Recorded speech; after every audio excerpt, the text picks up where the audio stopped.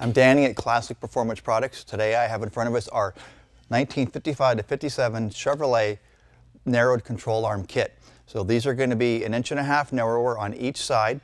There's 5 degrees of caster into the upper control arm, so if you're running a power steering box, probably you are, caster is going to be ready to go so that it drives nicely.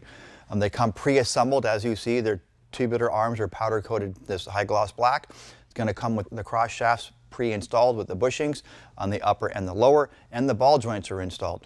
It will work with your factory steering linkage. It's going to include the billet adjustable tie rod sleeves so that your inner outer tie rods can be reconnected to your steering setup.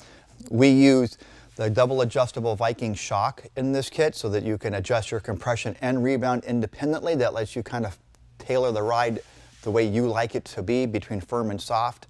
We've got CPP coil spring that goes on top, and that's going to sit on the thrust bearing kit, and it includes the spanner wrench. So with the thrust bearing and the spanner wrench, the adjustments are actually really easy, and ride height to dial this in the way you want it to be. To find out about this and other products, you can reach us on the web at www.classicperform.com or give us a call at 714-522-2000.